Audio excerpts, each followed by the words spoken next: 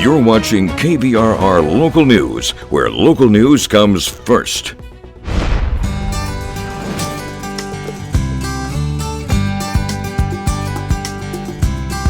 All right, we're joined live here by Kimberly from Blue Cross Blue Shield North Dakota. We're going to be talking, Kimberly, a little bit about a new study from Blue Cross Blue Shield North Dakota about worker burnout and how to keep workers engaged in the workplace.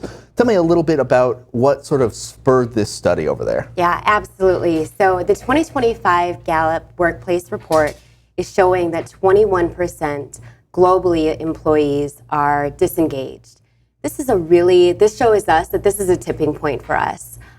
For wellness in the workplace, and really that wellness means business. And so for us, even furthermore, 70% of employee engagement is influenced by managers.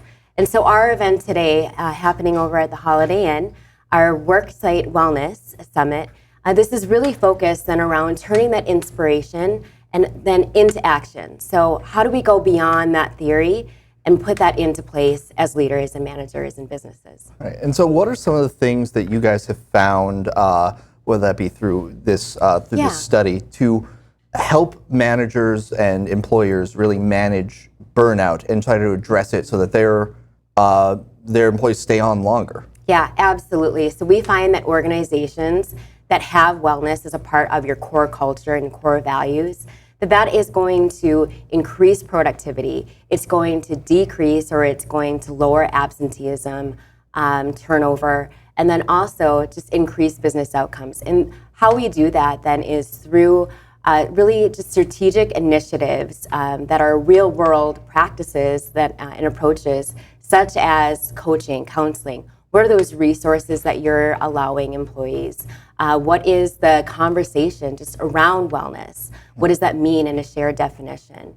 So these are all practices here that we're excited to be able to teach businesses and leaders today. All right, and so one question I wanted to ask is about the sort of conflict that some employers may have. Obviously, for a lot of workers, it is things like time off, benefits, and pay that really drive their engagement with their workplace.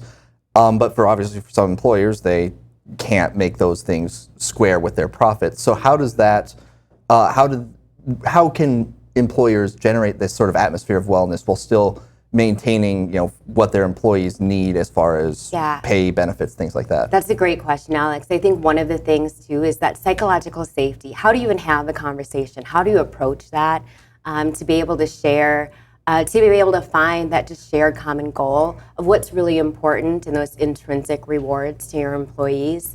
And then, so how do you then socialize and share that out as an organization as well? Perfect. All right. Well, Kimberly, thank you so much for coming on to talk to us about this. You'll obviously find out more about the Wellness Summit after the show on our website, kvrr.com. Stick around. We'll be right back.